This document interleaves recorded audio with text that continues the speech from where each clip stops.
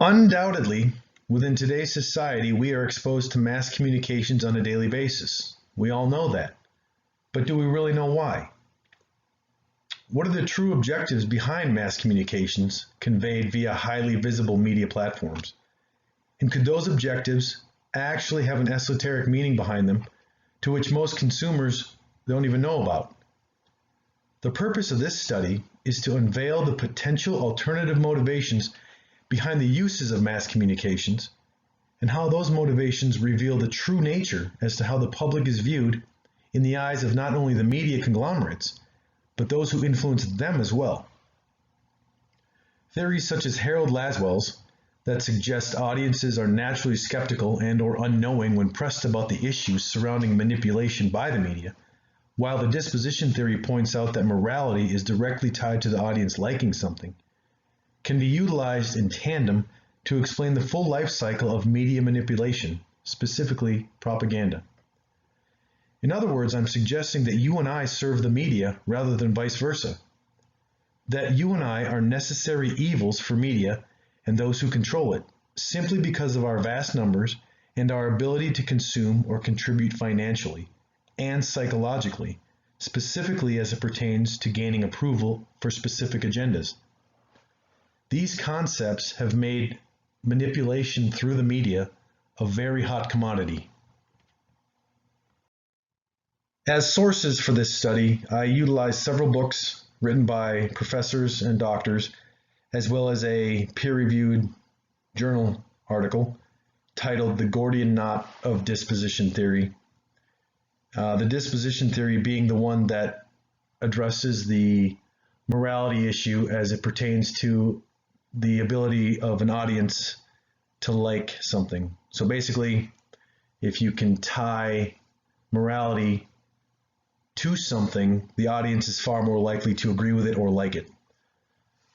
That theory, as well as Laswell's, being implemented in this study, accompanied with the other books that point out or just fortify the rationale that manipulation through the media is not a localized issue, yet it is one that is globally acknowledged. Doesn't matter if you're in China, Russia, South America, or the United States. Media manipulation or manipulation through the media is a global genre. It's not a localized issue, and nobody is unique to it. As I previously mentioned, I touched on Harold Laswell and his theories a little bit. There's a picture of Mr. Laswell. Unfortunately, he passed away in 1978. But when he was alive, he was a very well-known political scientist and communications theorist. He had a PhD from the University of Chicago, and he taught law at Yale. The theory or work of Harold that I primarily touched on is what you see there on the slide, was his pioneer work titled Propaganda Technique in the World War. And his biggest takeaway from that is what you see there in quotes, is that we live among more people than ever who are puzzled, uneasy, or vexed at the unknowing cunning which seems to have duped and degraded them. So my takeaway from that suggests that people are naturally skeptical as to what they're being told. And if they're not, they are perhaps a bit naive to the point where they are enabling and empowering entities that are the sole source of their own degradation.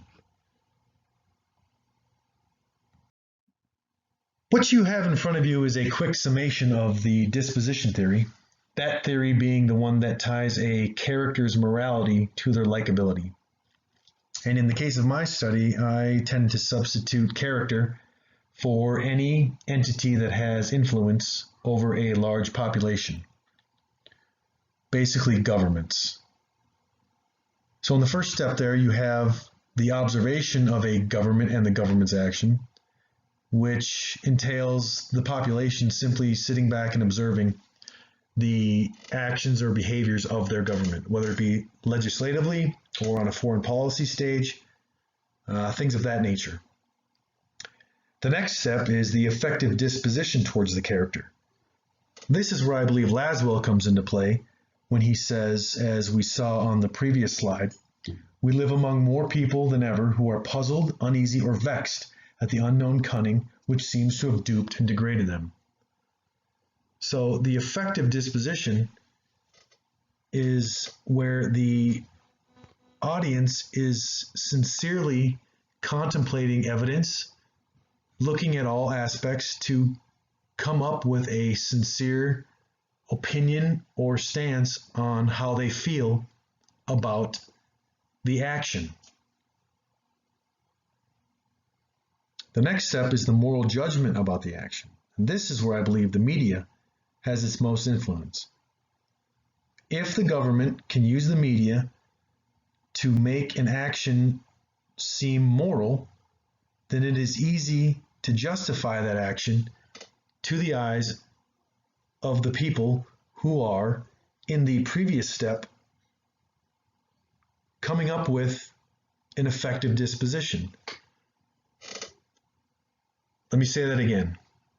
If the government can utilize the media to make an action seem moral in the eyes of a population that are deriving an effective disposition, then that action is more easy to justify to those people.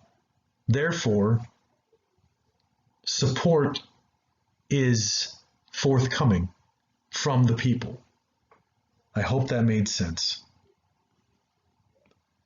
In the last step there, then you've got the responsibility judgment about the action. And the responsibility judgment is the ownership of the people for being complicit in the support of that action. See, no one likes to be on a losing team, and if they support an action, they are more likely to support it through thick or thin, regardless of circumstances or outcomes. That is where the likability comes into play from the disposition theory. If you can tie morality to an action,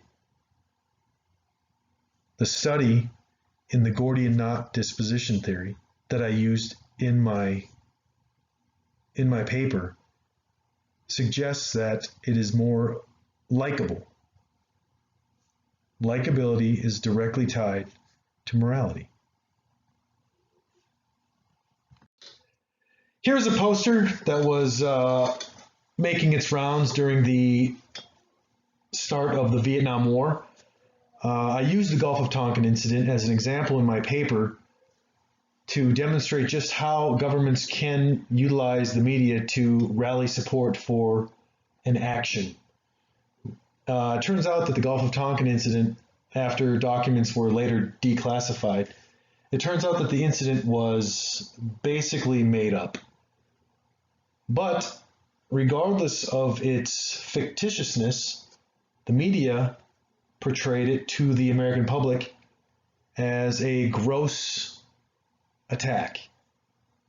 Therefore, the American population rallied behind the cause of entering into the Vietnam War.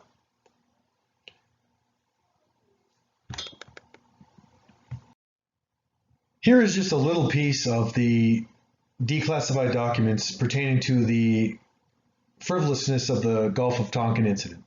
Now, I know I'm hammering this incident a lot, but it is an event in American history that now has available to us a plethora of evidence suggesting, actually proving, that the original narrative sold to us by the government through the media was false.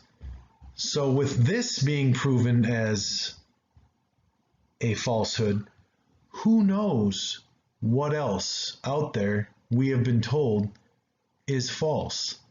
Who are we to believe? What are we to believe?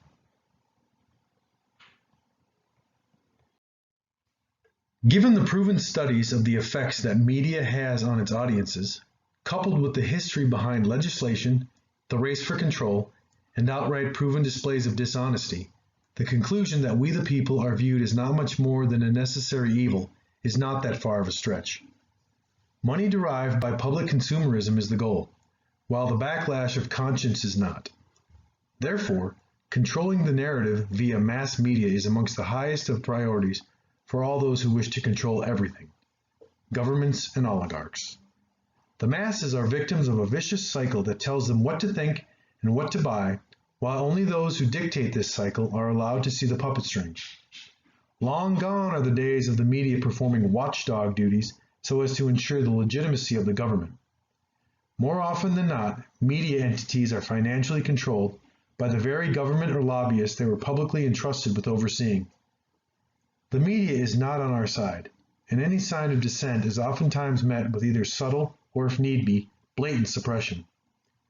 Information associated with theories such as Laswell's that point out the skepticism and perplexed attitudes of mass audiences are countered by conglomerates and governments with ideals outlined within theories like disposition that appeal to the morality of that audience, which in turn justifies any and all behavior by manipulating entities. And it is we, the world's population, that are caught in this psychological game of cat and mouse.